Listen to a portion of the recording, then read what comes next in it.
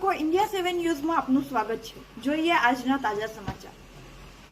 સત્તા પર ગામમાં મહત્વાકાંક્ષી પુરુષોત્તમભાઈ રૂપાલા પુલના ખાતમુહૂર્ત કાર્યક્રમમાં ઉપસ્થિત રહ્યા હતા। ગામના વિકાસ માટે મહત્વપૂર્ણ ગણાતા પુલના ખાતમુહૂર્ત પ્રસંગે ખાસ મહેમાન તરીકે સીતારામ સેવા આશ્રમના મહંત શ્રી ત્રિભુવનદાસ બાપુ પધાર્યા હતા। કાર્યક્રમમાં તાલુકાના વિવિધ અગ્રણી હોદ્દેદારો, સૌમ્ય વ્યક્તિઓએ હાજરી આપી કાર્યક્રમની શોભા વધારી હતી। આ વિશેષ આયોજન સત્તાપર ગામના સરપંચ શ્રી વિક્રમભાઈ મેટાના નેતૃત્વમાં સફળતાપૂર્વક સંપન્ન થયું હતું। ગ્રામજનોએ પણ ઉત્સાહપૂર્વક હાજરી આપી, જ્યારે આશા વ્યક્ત કરાઈ હતી કે આ પુલના નિર્માણથી આસપાસના વિસ્તારોમાં અવરજવર સરળ બનશે અને વિકાસને નવા પરિણામો મળશે।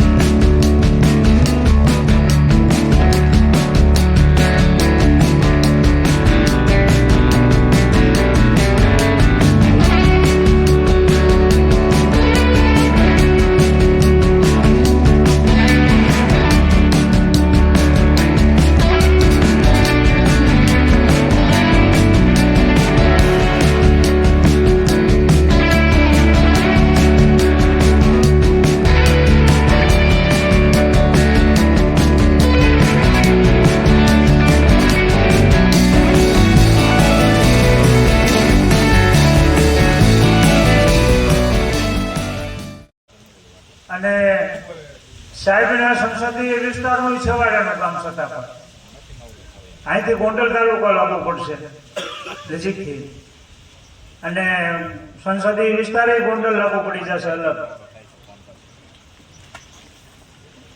છેવાડાના તાલુકાના વિકાસના કામને ગતિ આપવા માટે વધારેલા આપણા માનનીય સંસદ સભ્ય, પૂર્વ ભારત સરકારના મંત્રી કે જેના ઉપર આપણે ગુજરાતને જ ગૌરવ છે, એવા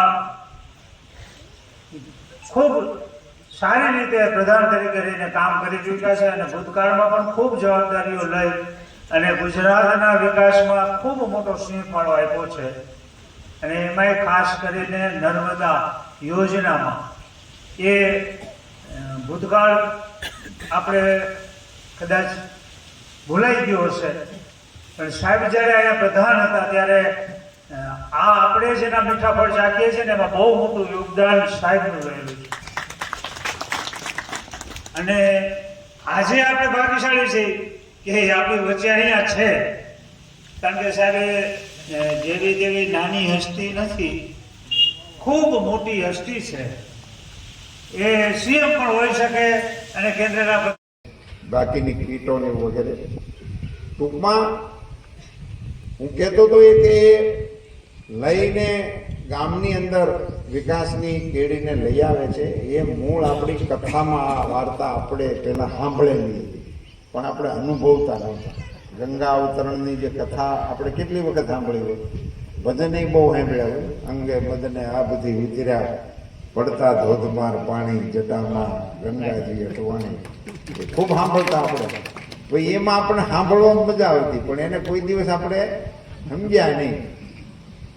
એનો ભાવાર્થ એવો હતો કે માતાજીએ તો હા પાડી કે હું આવીશ, સગર રાજાએ તપ કર્યું, ભગીરથ રાજાએ, એટલે કે હું આવીશ, પણ પછી એનો ધોધ જે આવે એ ખમાય નહીં ને, એ તો પૃથ્વીને ફાડીને પાતાળમાં વી જાય। એટલે આ પડે કીડે ભગીરથ રાજા મૂંઝાણા કે એમણે માતાજીએ તો હા પાડી, હવે એને રાખવા કેમ, તો આપણે ઉલટાનું નુકસાની લીધા। પછી એમને ભોળાનાથની પ્રાર્થના કરી, દાદાને બનાવ્યા। દાદાએ કીધું કે આવવા દો માતાજીને, આપણે રસ્તો કાઢશું। એટલે દાદાજીએ જટા પાથરી, ગંગાજી એમાં પીડ્યા, થોડીક વાર તો માથાકૂટ કરી।